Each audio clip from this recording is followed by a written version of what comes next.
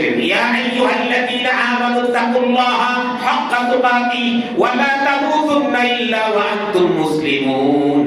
হে ঈমানদারগণ, তোমরা আল্লাহকে ভয় করো। কেমন ভয় করবা? ভয় করার মতো ভয় করো।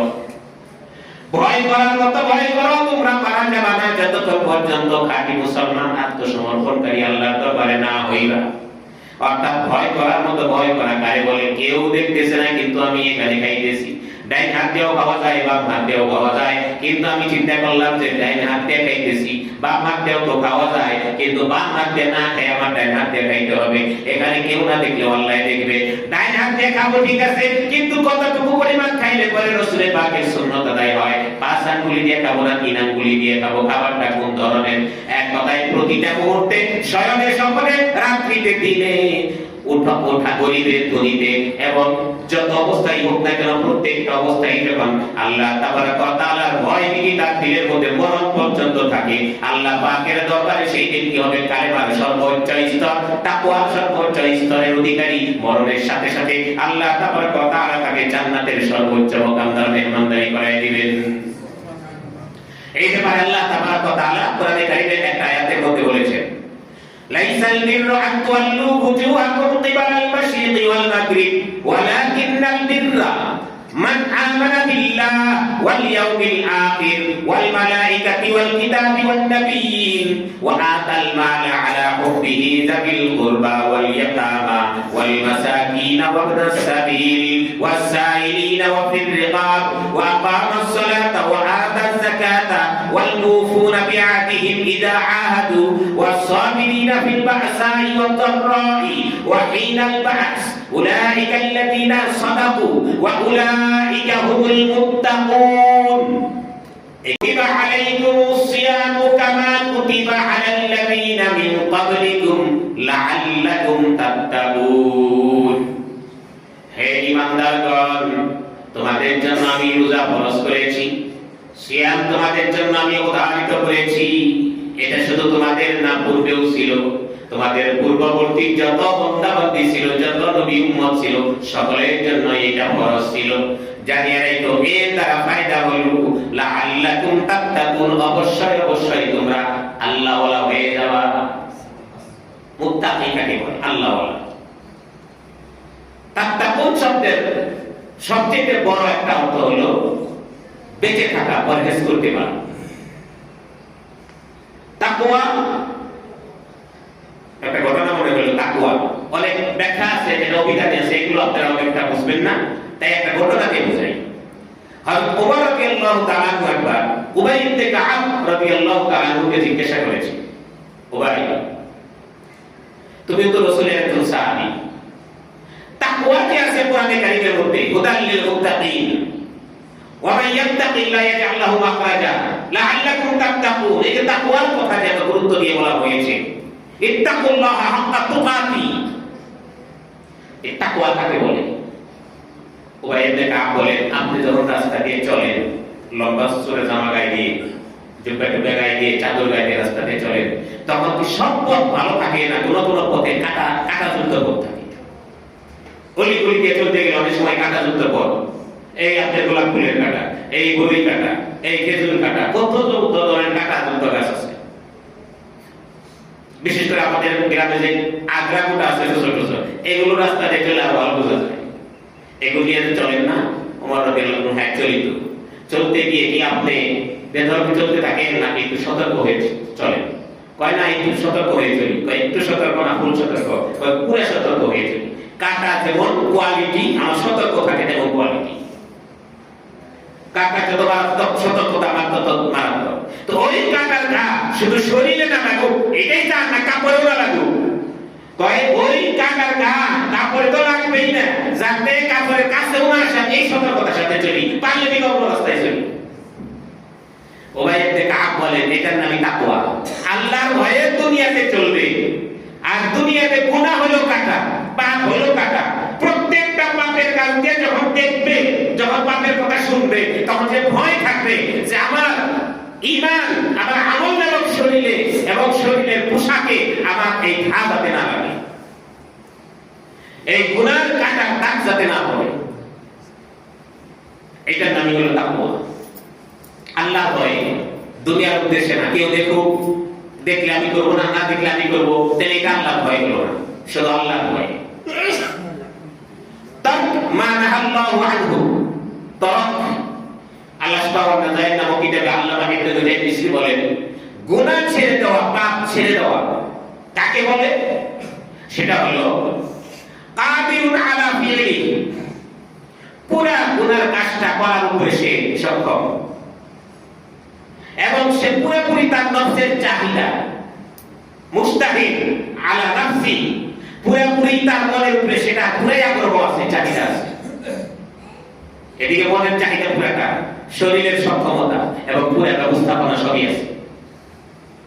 এক ভাই ঘুমাইছে, তার মোবাইলটার পিছনে 1000 টাকা বা 2 লাখ টাকা পিছনে, কেউ আশেপাশে নাই, সিসি ক্যামেরাও নাই, এখানে হ্যাঁ দিয়ে গেলে হ্যাঁ আছে তাও সে জানে না, পিছন দিক থেকে আসছে, এসে দেখে ভাই না দেখে ঘুমাইতেছে।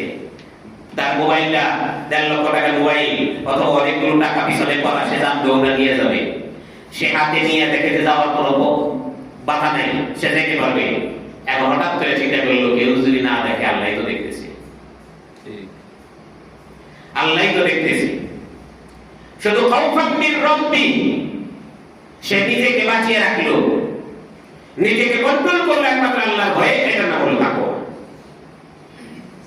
এটার নাম হলো তাকওয়া। এই তাকওয়ার আবার 3টা স্তর আছে।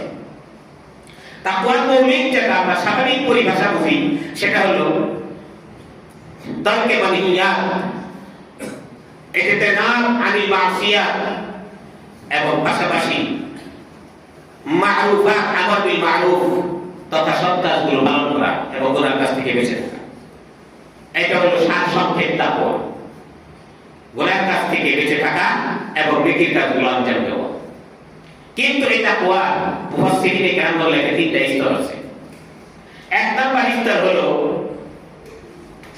সমস্ত প্রকারের কুফরি থেকে বেঁচে থাকা, কুফরি থেকে ঈমানদার হওয়া, অমুসলিম বা মুসলমান হওয়া। অমুসলিম তারা শিরক থেকে, কুফর থেকে বেঁচে থাকলো, থেকে তারা এক আল্লাহর ওয়াহদানিয়তের উপর বিশ্বাস স্থাপন করলো, আল্লাহ তাআলার উপর ঈমান আনলো। এটা 1 নাম্বার তাকওয়া। কমপক্ষে আল্লাহ সবচেয়ে মারাত্মক গুনাহ শিরক আর কুফর, এটা থেকে তো বেঁচে রইল। এটার নাম হলো 1 নাম্বার তাকওয়া। এটাকে বলা হয় তাকওয়াল আওয়াম। আওয়াম অর্থাৎ জনসাধারণ, স্বাভাবিক মুমিন যারা, তাদের তাকওয়া। এটা নিচে আর কোনো মুমিন নেই। এটা হলো 1 নাম্বার তাকওয়া। কারণ যে ব্যক্তি কুফর আর শিরক পরিত্যাগ করে ঈমান আনবে, সে এই ঈমানদার অবস্থায় যদি 1000 লক্ষ কোটি গুনাহ করে মারা গেলে, লক্ষ কোটি বছর পরেও যদি হয়, একবার সে ক্ষমা পেয়ে আল্লাহর কাছে জান্নাতি হবে, একবার সে জান্নাতে যাবে। কিন্তু আর কাফের আর মুশরিক যারা, ফি নারি খালিদিনা ফিহা আবাদা, চিরস্থায়ী জন্য তার জাহান্নামী হবে। এদের আর মাপ পাওয়ার কোনো সুযোগ সুবিধা নাই, আশা ভরসা নাই। 1 নাম্বার হলো কুফর আর শিরক থেকে মুক্ত হয়ে ইসলামের পতাকা তলে ইসলামের ছায়াতলে আগমন করা। এই হলো 1 নাম্বার তাকওয়া। 2 নাম্বার তাকওয়া মুফাসসিরিনে কেরাম বলেন তাকওয়াল খাওয়াস, বিশেষ ব্যক্তিদের তাকওয়া। বিশেষ ব্যক্তিদের তাকওয়া কাকে বলে? বিশেষ ব্যক্তিদের তাকওয়া হলো যারা নাকি আল্লাহ তাআলার নিষিদ্ধ কাজগুলো তো ছাড়ে, পাশাপাশি তারা আল্লাহ নিষিদ্ধ কাজ, আল্লাহর আদেশ কাজ করে এবং কুফর শিরক বাদ দিয়া তারা সমস্ত কাবায়ের গুনাহ থেকে বেঁচে থাকে। কবিরা গুনাহ থেকে তারা বেঁচে থাকে, কবিরা গুনাহ করে। এরা হলো খাস ব্যক্তির তাকওয়া যারা কবিরা গুনাহ থেকে বেঁচে থাকে, মানে যেই গুনাহটা শুনতে এটা নিশ্চিত গুনাহ হয়।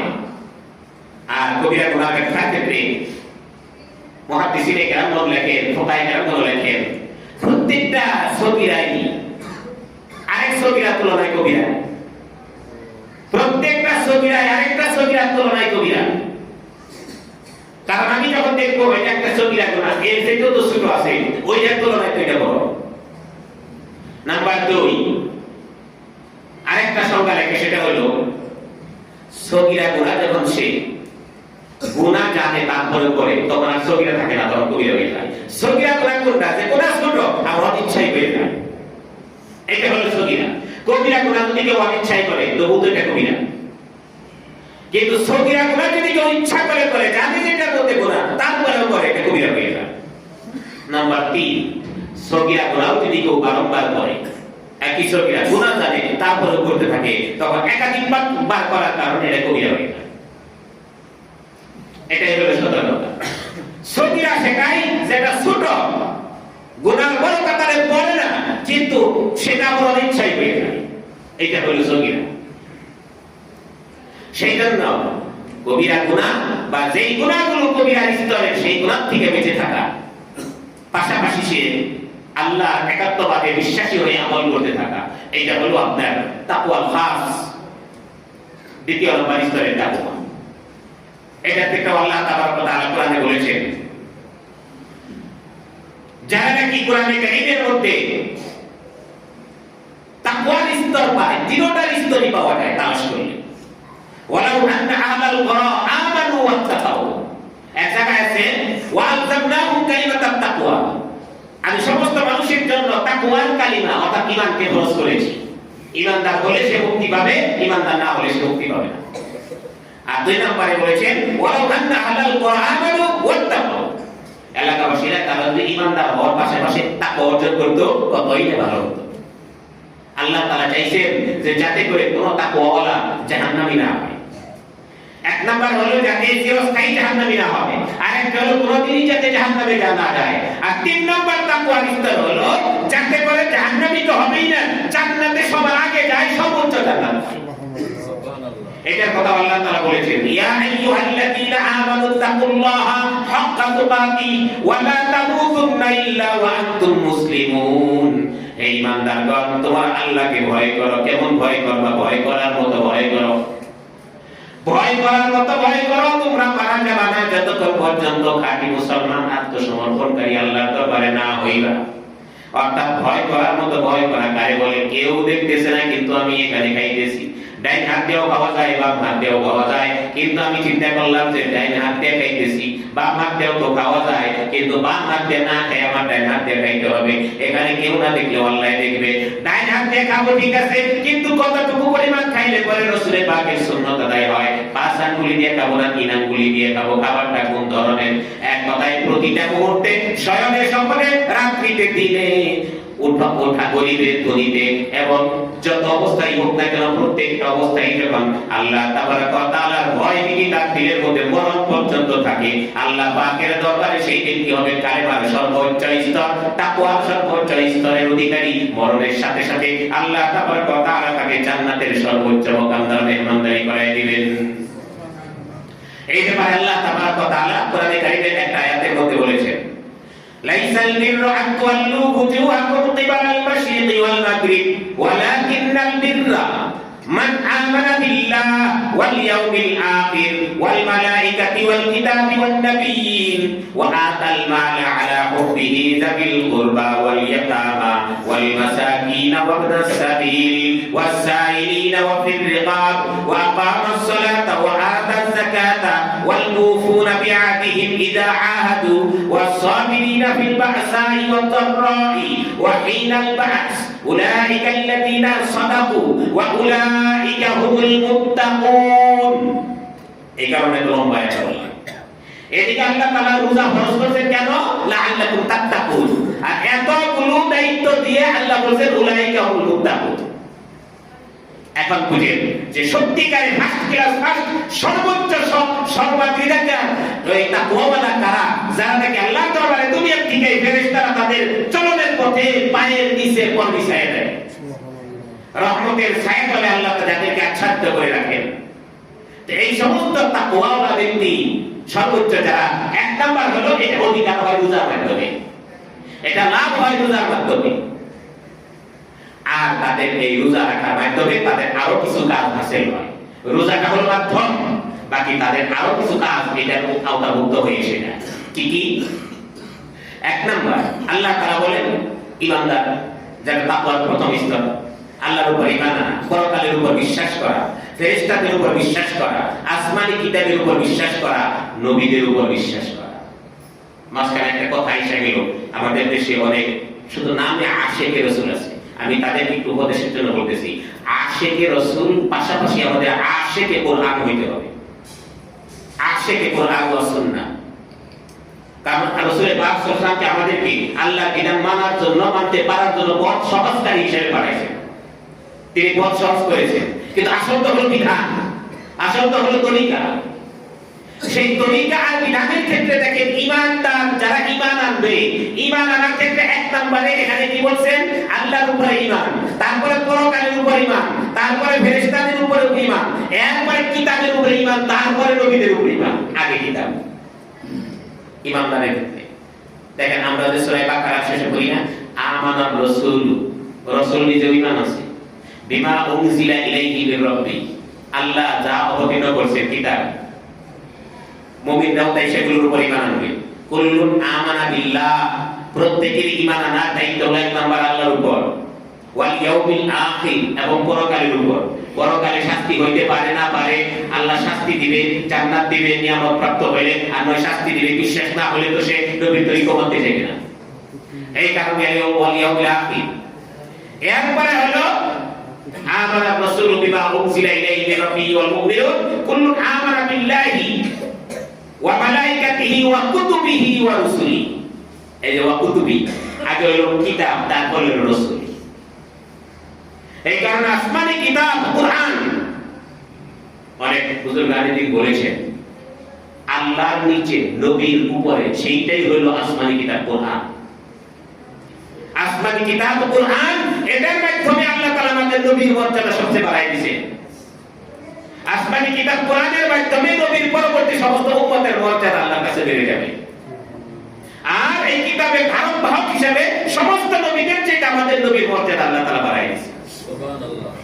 কিন্তু কোরআনের মর্যাদা লক্ষ কোটি গুণ বেশি আল্লাহর দরবারে, কারণ এটা আল্লাহর ডাইরেক্ট কালাম, আল্লাহ সরাসরি জাতি কালাম।